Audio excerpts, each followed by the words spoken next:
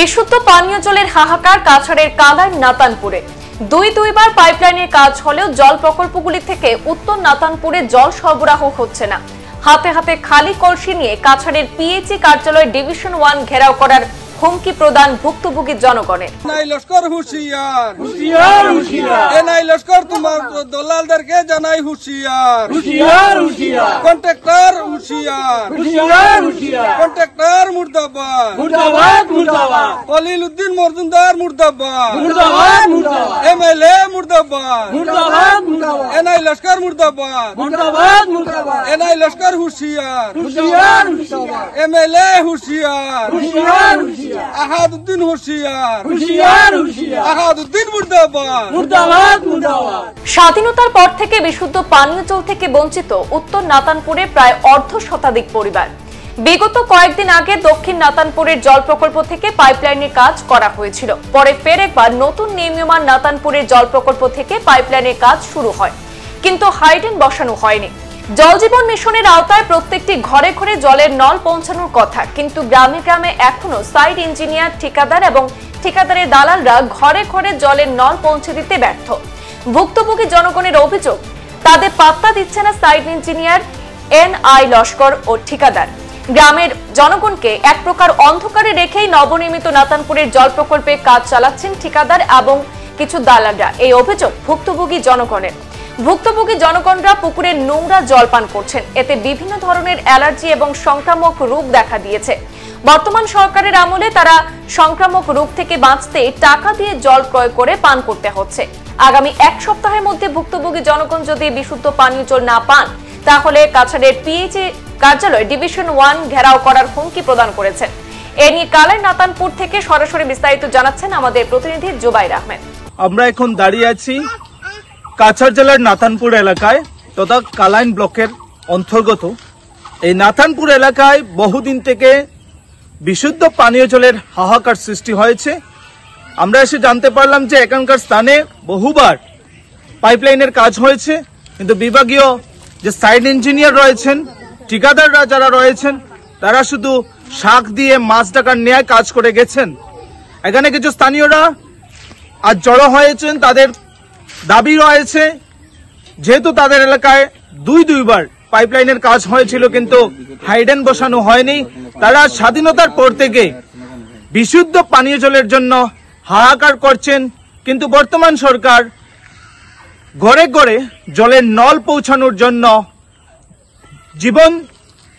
জল জীবন মিশনের স্কিম এনেছে।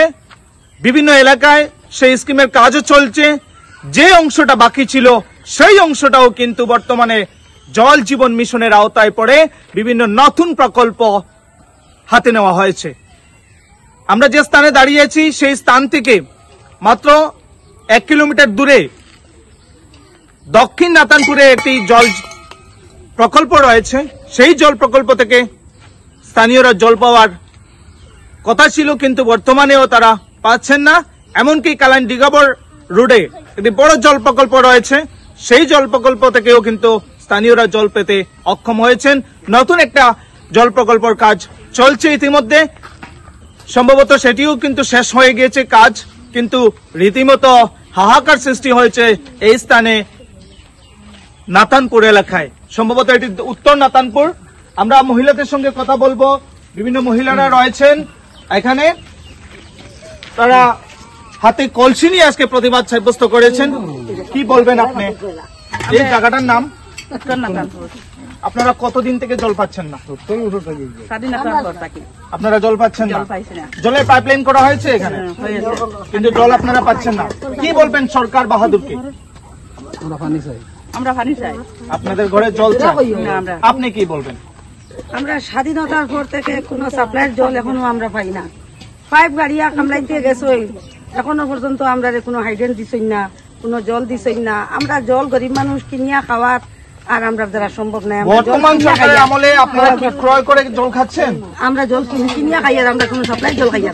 আমরা সাপ্লাইয়ের জল এখনো পাই না। কত থেকে কিনে খাচ্ছেন? এটা স্বাধীনতার পর থেকে তো খাই। আর কোন জায়গা থেকে আপনারা ক্রয় করছেন? এটা তো গাড়ি আনিয়া দেয়, কোন জায়গা থেকে আমরা কিতা কইতাম। কোনো সময় দোকানটা কিয়া নাই, বড় বড় গেলে ইন্ডিয়া দোকানটা কিয়া নাই, আনাইয়া খাই। বর্তমান সরকার উন্নয়নশীল সরকার, জল জীবন মিশনের আওতায় ঘরে ঘরে নল পৌঁছানোর কথা।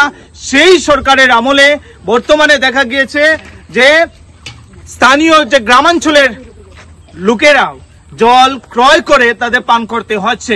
এমত অবস্থায় সরকার কি ব্যবস্থা গ্রহণ করে সেটি হবে লক্ষণীয় বিষয়। এখানে আরো মহিলারা রয়েছেন, তারা কিন্তু আজকে প্রতিবাদ সাব্যস্ত করেছেন। দাদা, আপনি কি বলবেন? 70 বছর থেকে জল নাই কেন?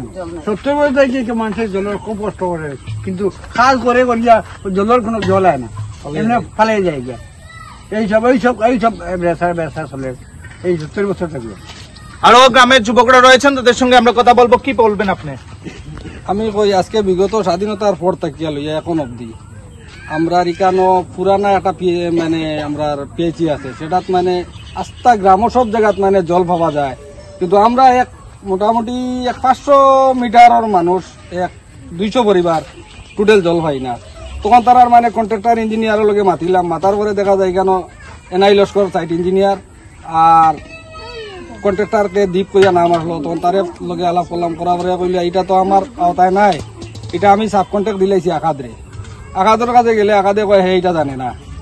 তারপরে কিতা করতাম মানে ওটা করিয়া মানে একটু আমরা একটু উলস্থল করলাম, করার পরে একদিন ইয়া মানে কয়টা কানেকশন দিয়েছে, দিয়া গেছে গিয়ে এটা কোনো তার জল আয় না, কিছু না। আকাদের কাছে গেলে কয় আমি এটা জানি না।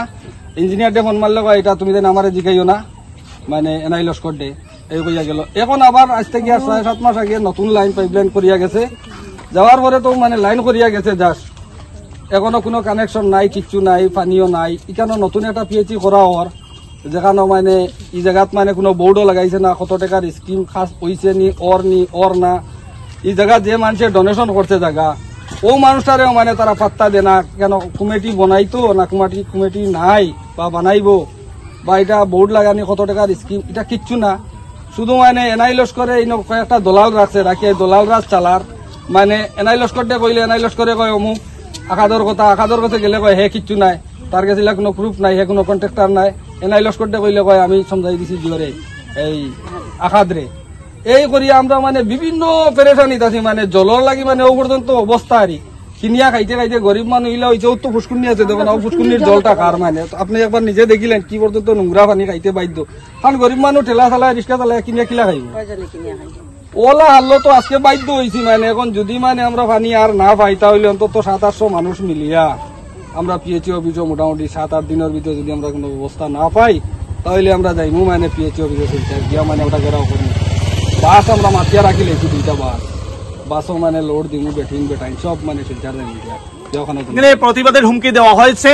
আগামী 7-8 দিনের ভিতরে যদি জল প্রকল্প যদি জল সরবরাহ না করে তাহলে শিলচর ডিভিশন 1 পিএইচির অফিস ঘেরাও করা হবে, প্রতিবাদ সাব্যস্ত করা হবে।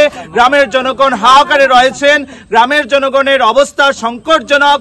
পুষ্করণীর জল, পুকুরের জল, তারা নোংরা জল পান করতে হচ্ছে। এমত অবস্থায় ছাত্রছাত্রীরা রয়েছেন, সেই ছাত্রছাত্রীদের শরীরে বিভিন্ন ধরনের রোগ সংক্রামিত হচ্ছে, বিভিন্ন ধরনের অ্যালার্জি দেখা গিয়েছে, আমরা দেখতে পেয়েছি। কিন্তু এমত অবস্থায় সরকার কি ব্যবস্থা গ্রহণ করে সেটা হবে লক্ষণীয় বিষয়। সংবাদ এই পর্যন্তই, ফিরছি পরবর্তী অন্যান্য আপডেট নিয়ে। ধন্যবাদ।